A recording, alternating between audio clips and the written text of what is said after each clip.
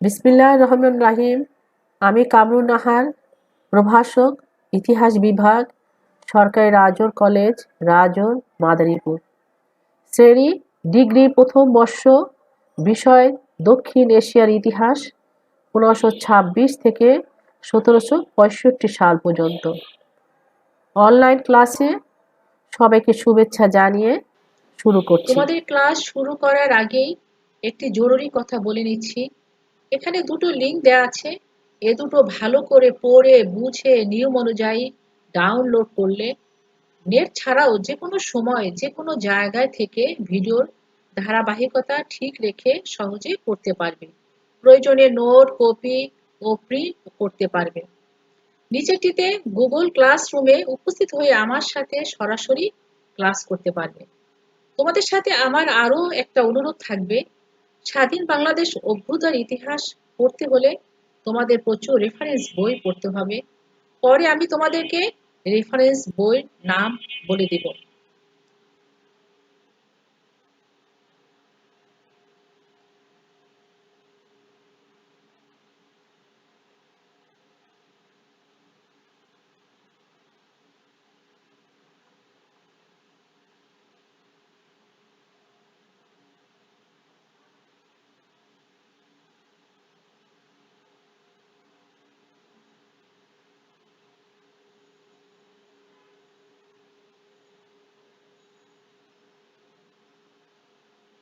আজকের আলোচ্য বিষয় সম্রাট আকবরের ধর্মনীতি। সম্রাট আকবরের ধর্মনীতি ভারতবর্ষের ইতিহাসে এক গুরুত্বপূর্ণ অধ্যায় হচ্ছে মুঘল শাসন আমল। সমকালীন বিশ্বে কেন্দ্র নিয়ন্ত্রিত এত বড় সাম্রাজ্য আর কোথাও ছিল না। ভারতবর্ষে মুসলমানদের শাসনকাল ছিল 300 বছরও বেশি। তবে মুঘল সাম্রাজ্য পূর্ণ শক্তি ও ঐশ্বর্য নিয়ে টিকে ছিল 150 বছরের কিছু বেশি সময়। জহিরুদ্দিন মুহাম্মদ বাবর ভারতে মুঘল সাম্রাজ্য প্রতিষ্ঠা করেন। তবে মুঘল সাম্রাজ্যের ধ্রুপদী যুগ শুরু হয় সম্রাট আকবরের শাসনামলে এবং সম্রাট আওরঙ্গজেবের শাসনামল পর্যন্ত এ ধারা অব্যাহত থাকে। ভারতের শিক্ষা ও শিল্প সংস্কৃতির পরিপূর্ণ বিকাশ ঘটে। শুধু সংস্কৃত নয়, মুঘলদের উন্নত সামাজিক রীতিনীতি স্থানীয় ভারতীয় সমাজ জীবনকে গভীরভাবে প্রভাবিত করেছিল।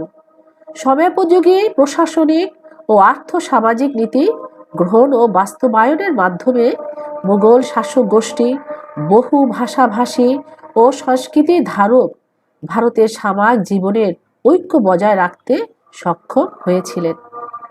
উল্লেখ্য যে মুঘল যুগে অভিজাত অমাত্য যোদ্ধা ছাড়াও পারস্য মধ্য এশিয়া অঞ্চল থেকে মুসলিম ধর্মতত্ত্ববিদ ও পণ্ডিতদের আগমন ঘটেছিল।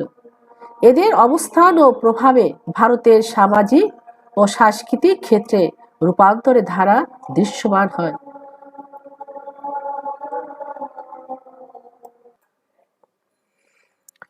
ভারতীয় সংস্কৃতির সাথে পারসিক, তুর্কি, আফগান ও ভারত সংস্কৃতির আন্তঃসংযোগের মধ্য দিয়ে একটি মিশ্র সংস্কৃতির বিকাশ ঘটে। ব্রাহ্মণবাদ প্রভাবিত বর্ণবাদী সমাজের স্থলে সুফি দরবেশদের উদার মানবতাবাদী জীবন দর্শন ভারতীয় সমাজকে গভীরভাবে প্রভাবিত করে। মুঘলদের উদারনৈতিক শাসন ব্যবস্থা ও ভারতীয় সমাজ জীবনে একটি সমন্বয় ধর্মী ঐতিহ্য সৃষ্টিতে গুরুত্বপূর্ণ ভূমিকা রাখে। শিক্ষা, শিল্প, সাহিত্য, সংস্কৃতি, স্থাপত্য, চিত্রকলা, সঙ্গীত শাস্ত্রের বিস্ময়কর অগ্রগতি, অভিনব শাসন ব্যবস্থা ও নান্দনিকতার জন্য মুঘল সাম্রাজ্য যেমন বিখ্যাত ছিল, তেমনি অভ্যন্তরীণ কলহ এবং মাত্রাতিরিক্ত বিলসতার জন্য মুঘলরা সমালোচিত বটে। সম্রাট বাবরের হাত ধরে 1526 সালে যে মুঘল সাম্রাজ্যের সূচনা হয়েছিল তা সিপাহী বিদ্রোহের পরে 1857 সালে দ্বিতীয় বাহাদুর শাহ রেঙ্গুনের নির্বাসনের মধ্য দিয়ে তার পরিসমাপ্তি ঘটে। তৃতীয় সম্রাট জালালউদ্দিন মুহাম্মদ আকবরের জন্ম নিয়ে দুটো মত আছে। একটি হচ্ছে 1542 খ্রিস্টাব্দে 15ই অক্টোবর আর আবুল ফজলের মতে 1541 খ্রিস্টাব্দে 23শে নভেম্বর সিন্ধু প্রদেশের অমরকোটের রাজা রানা প্রসাদের আশ্রয়কালে সম্রাট আকবর জন্মগ্রহণ করেন। তার মাতার নাম হামিদা বানু বেগম, শিয়া সম্প্রদায়ে মীর বাবা দোস্তের কন্যা। আকবরের অভিষেক 24শে জানুয়ারি 1556 সম্রাট হুমায়ুন মৃত্যুবরণ করেন। সে সময় আকবর পাঞ্জাবের শাসনকর্তা ছিলেন। তার অভিভাবক ছিলেন সম্রাট হুমায়ুনের বন্ধু বৈরাম খান। 1556 খ্রিস্টাব্দে 14ই ফেব্রুয়ারি পাঞ্জাবের গুরুদাসপুর জেলার কালা নামক ছোট্ট উদ্যানে আকবরের অভিষেক সম্পন্ন করে তাকে দিল্লির সম্রাট হিসাবে ঘোষণা করেন। এ সময় আকবরের বয়স ছিল 13 বছর 4 মাস। আকবর তার জীবনের সবচেয়ে সমালোচিত যে কাজটি করেছিলেন তা হচ্ছে দ্বীন ইলাহি নামে একটি বিতর্কিত নতুন ধর্ম প্রবর্তন। আমরা সম্রাট আকবর কর্তৃক গৃহীত ধর্মীয় নীতি গ্রহণ নিয়ে বিস্তারিত আলোচনা করব। প্রথমে দেখি ধর্মীয় নীতি গ্রহণের কারণ। 1. সম্রাট আকবর ছিলেন সত্যানুসন্ধানী। তিনি শৈশবকাল হতেই ছিলেন ধ্যানী। সৃষ্টি জগৎ, বিশ্ব সৃষ্টির রহস্য ইত্যাদি তাকে ভাবিয়ে তুলত। আস্তিকের জীবনে ধর্মীয় প্রভাব ছিল অত্যন্ত গভীর। তিনি প্রায় মোরাকাবায় বসতেন। ঐতিহাসিক বদায়নু বলেন, সম্রাট প্রায় সকালে রাজপ্রাসাদের ফতেপুর সিক্রি নিকটস্থ একটি পুরাতন ভবনের সামনে একটি বড় চওড়া পাথরের উপর বসে বুকের উপর মাথা রেখে আল্লাহর ইবাদত ও চিন্তায় মগ্ন থাকতেন এবং প্রভাতের পরম সুখ অনুভব করতেন। আধ্যাত্মিক জ্ঞান পিপাসা তাকে বিভিন্ন ধর্মের আদর্শ জানতে উৎসাহিত করেছে এবং নতুন ধর্মমত সমন্বয় সাধনে উদ্বুদ্ধ করেছে। 2. পারিবারিকভাবে সম্রাট আকবর উদার ছিলেন। তৈমুর লঙ্গের বংশধরেরা সুফি মতবাদের দ্বারা যথেষ্ট পরিমাণে প্রভাবিত ছিল। সম্রাট বাবর ও হুমায়ুন অত্যন্ত উদার ছিলেন। তার মাতা হামিদা বানু ছিলেন শিয়া মতাদর্শের অনুসারী। পারিবারিক ও বংশীয় ধর্মীয় উদারতা, মানসিক উৎকর্ষ এবং পরমত সহিষ্ণুতা সহমতি সম্রাট আকবরকে স্পর্শ করেছিল।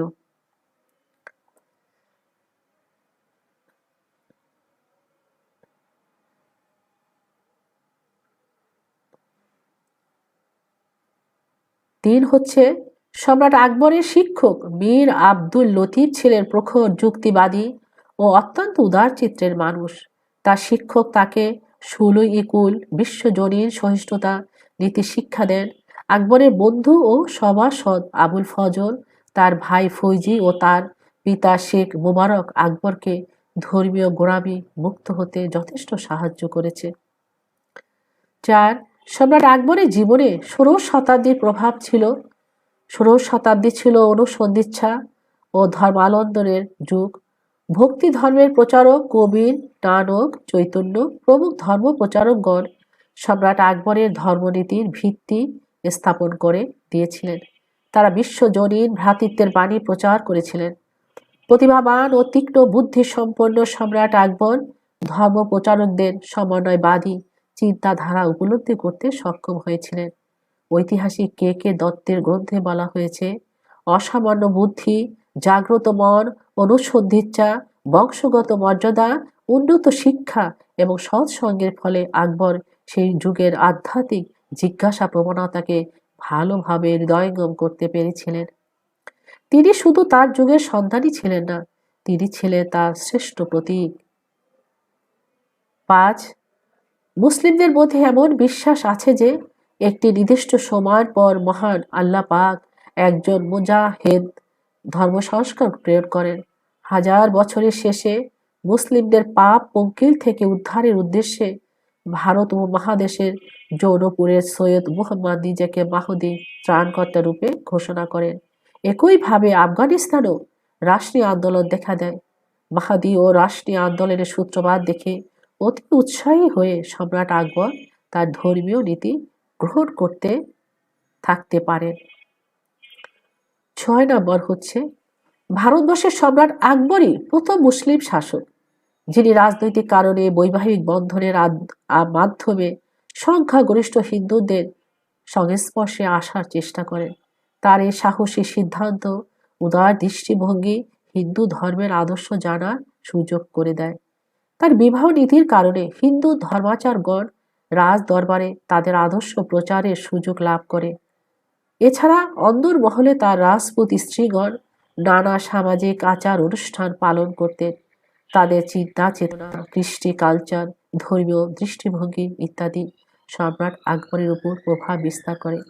এভাবে ঘরে বাইরের প্রভাবে প্রভাবিত হয়ে তিনি ধর্মনীতি গ্রহণ করেন।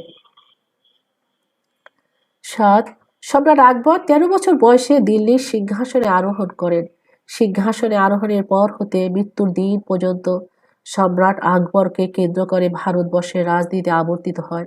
এ কারণে তার রাজনৈতিক সত্তা হয় প্রবল, তীক্ষ্ণ ও দূরদর্শী সম্পন্ন। দৈনন্দিন কর্তব্য সম্পাদন করতে গিয়ে তাকে ক্রমাগত রাজনৈতিক, ধর্মীয়, অর্থনৈতিক ও সামরিক সমস্যার মুখোমুখি হতে হয়েছে। বিশাল সাম্রাজ্য পরিচালনার গুরুভার বহন করতে গিয়ে তিনি তার প্রজাদের একটি মাত্র আদর্শে উদ্বুদ্ধ করতে চেয়েছিলেন। প্রজাদের স্বতন্ত্র সত্তা বজায় রেখে তিনি প্রজাদের মধ্যে বিভেদ কমিয়ে আনতে চেয়েছিলেন। ১৫৭৯ খ্রিস্টাব্দে তিনি তথাকথিত অভ্রান্ত নীতি ঘোষণা প্রচার করে তার রাজনৈতিক সচেতনতার প্রমাণ দেন। রোমের পোপের আদর্শে ক্যাথলিক ধর্মাবলম্বীদের কাছে যেমন অভ্রান্ত অবশ্য মান্য, তেমনি আকবরের ধর্মের ব্যাপারে সম্রাটের সার্বভৌম অধিকার ঘোষণা করেন। ইংল্যান্ডের অষ্টম হেনরি ক্যাথলিক চার্চের ক্ষমতা কেড়ে নিয়েছিলেন। সম্রাট আকবরের সমসাময়িক এলিজাবেথ অনেক সংঘাতের পর supreme governor of the church উপাধি গ্রহণ করেন। জার্মানির মার্টিন লুথার পোপের বিরুদ্ধে আন্দোলন শুরু করেছিলেন। ইউরোপীয় রাষ্ট্রনায়কদের মতো সম্রাট আকবর ভারতবর্ষের সকল ধর্মাবলম্বীদের একই ধর্মীয় আদর্শে ছায়াতলে আনার উদ্দেশ্যে তার ধর্মনীতি ঘোষণা করেন। তার এই ধর্মনীতির মাধ্যমে তিনি সংঘাতমুক্ত স্বাধীন সার্বভৌম সম্রাটের মর্যাদা লাভ করতে চেয়েছিলেন। ঐতিহাসিক ঈশ্বরী প্রসাদ তার ধর্মনীতির কারণ ব্যাখ্যা করেন এভাবে: ভারতের ইতিহাসের কেন্দ্র বিমুখ ভাব প্রবণতা ভালোভাবে উপলব্ধি করে সম্রাট আকবর মুসলিম শাসনের প্রতি হিন্দুদের সমর্থনের প্রয়োজনীয়তা মনে করেন। তিনি হিন্দু মুসলিম সম্প্রদায়ের মধ্যে এমন একটি মেলবন্ধন রচনা করার মনস্থির করেন যেখানে ধর্মীয় গোঁড়ামি থাকবে না। এখন সম্রাট আকবরের ধর্মনৈতিক ক্রমবিকাশের স্তরগুলো আলোচনা করি। ১৫৮১ খ্রিস্টাব্দে সম্রাট আকবর দিন ইলাহি ঘোষণা দেন। তার গোটা ধর্মনীতি গভীরভাবে পর্যবেক্ষণ করলে তিনটি স্তর লক্ষ্য করা যায়। যেমন প্রথম স্তর, প্রাথমিক জীবনে সম্রাট আকবর একজন সুন্নি মুসলিম ছিলেন। ইসলামের অনুশাসন পালনে তিনি যত্নবান হন। ঐতিহাসিক নুরুল হক বলেন, সম্রাট আকবর তার শাসন জীবনের শুরুর দিকের দিনগুলোতে অত্যন্ত আন্তরিকতার সাথে ইসলামী শরীয়ত মোতাবেক ৫ বার নামাজ আদায় করতেন। সুফি মতবাদ তার প্রাথমিক জীবনে গভীরভাবে প্রভাব বিস্তার করেছিল। ১৫৫৬ হতে ১৫৭৬ খ্রিস্টাব্দ পর্যন্ত এই ধর্মীয় দর্শন তিনি ধারণ ও লালন করেন, কিন্তু এরপর হতে তার ধর্মীয় দৃষ্টিভঙ্গির পরিবর্তন হতে শুরু করে।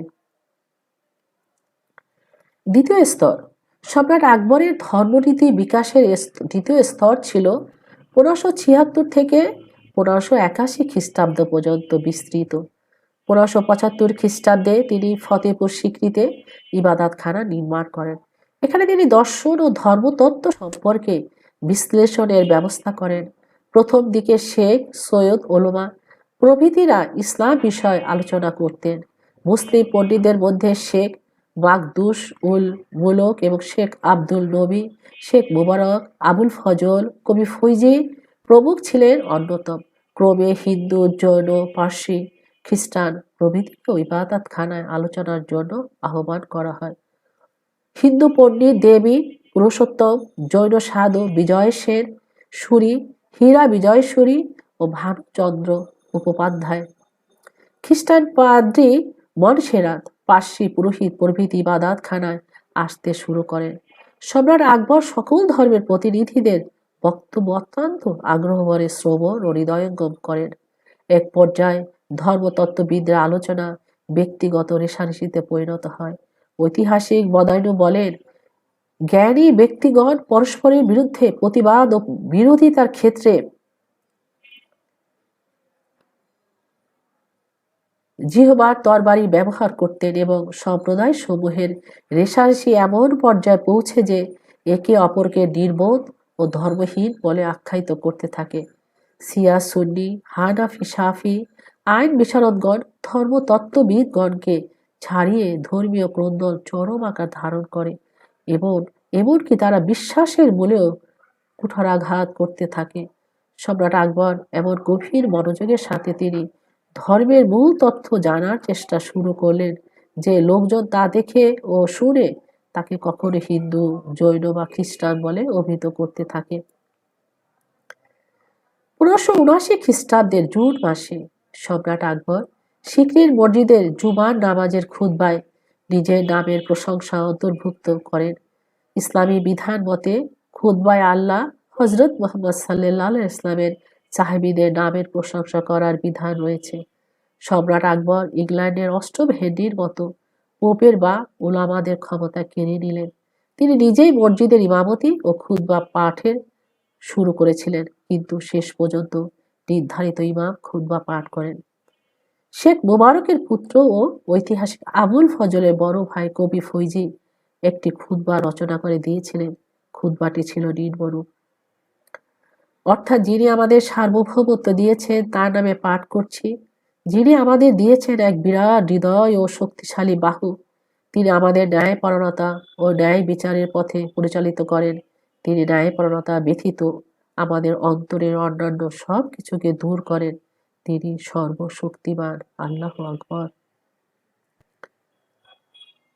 1579 খ্রিস্টাব্দের সেপ্টেম্বরে সম্রাট আকবর আরো এক ধাপ অগ্রসর হয়।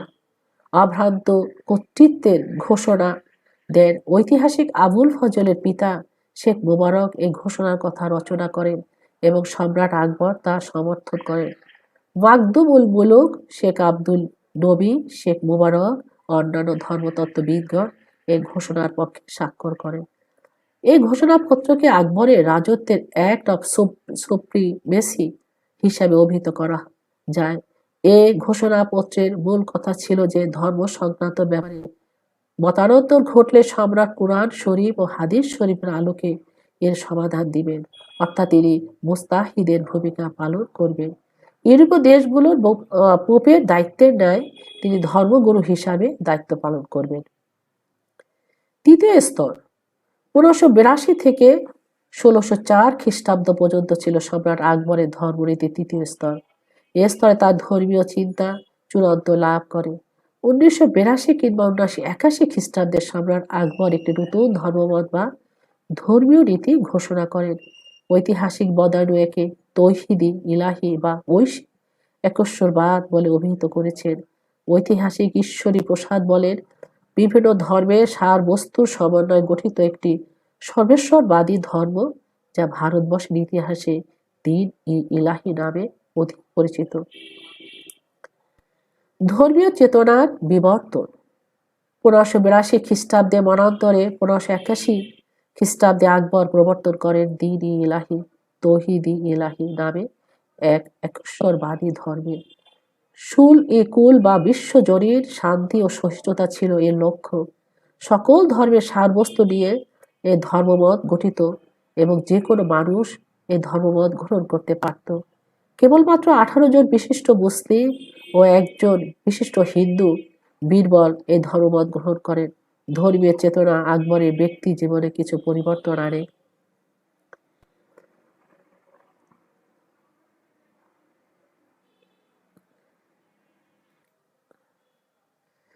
নিরামিষ আহার, পাগড়ি পরিধান ও তিলক কাটা, গঙ্গার জলের পবিত্রতায় বিশ্বাস ও গঙ্গার জল পান, সূর্য অগ্নির উপাসনা, রাখি বন্ধন, দশেরা, দীপাবলি ও বসন্ত উৎসব পালন।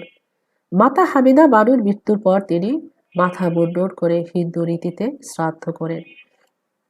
এবার আমরা দ্বীন ইলাহিটা দেখি। দ্বীন ইলাহির মূল আদর্শ এর বক্তব্য সম্পর্কে বিশদ ও পক্ষপাতহীন বিবরণ পাওয়া যায়নি। ঐতিহাসিক বদায়নু সম্রাট আকবর ও ঐতিহাসিক আবুল ফজলের ঘোর বিরোধী ছিলেন। এজন্য উভয়ের বর্ণনায় পরস্পর বিরোধী বক্তব্য দেখা যায়। ঐতিহাসিক আবুল ফজল তার আকবর নামা গ্রন্থের ৭৭ নং আইনে দ্বীন-ই ইলাহির রীতি নীতি ও আদর্শ ইত্যাদি বিবরণ দিয়েছেন। যেমন ১ হচ্ছে দ্বীন-ই ইলাহি এর অনুসারীদের মধ্যে নতুন রীতিতে সম্ভাষণের ব্যবস্থা করা হয়। প্রথম ব্যক্তি আল্লাহু আকবার বললে দ্বিতীয় ব্যক্তি তার প্রতি উত্তরে জাল্লা জালালুহু উচ্চারণ করবে। ২ প্রত্যেক অনুসারীদের জন্মবার্ষিকী পালন করতে হবে এবং এই উপলক্ষে প্রীতিভোজের আয়োজন করতে হবে। ৩ দ্বীন-ই ইলাহি এর সদস্যদের দান খয়রাত করতে হবে এবং দীর্ঘ ভ্রমণের সময় রসদ সংগ্রহ করতে হবে। ৪ এ পথের অনুসারীগণ যতদূর সম্ভব মাংস খাওয়া হতে বিরত থাকবে এবং বিশেষ করে নিজ জন্ম মাসে মাংস স্পর্শ করবেন না। তবে মাংস খাওয়ার কারণে কারো প্রতি বিদ্বেষ পোষণ করা চলবে না। ৫ অনুসারীগণ একসাথে কসাই, জেলে এবং নিম্ন জাতের লোকদের সাথে মেলামেশা ও আহার করতে পারবে না। ৬ এর অনুসারীদের আগুনকে পবিত্র মনে করতে হবে এবং অন্য সকল ধর্মের প্রতি শ্রদ্ধা পোষণ করতে হবে। ৭ মৃত্যুর পরে যে ভোজ দেওয়া হয় তা প্রত্যেক সদস্যকে তার জীবদ্দশা আয়োজন করতে হবে। আজ এই পর্যন্ত। ভালো থেকো।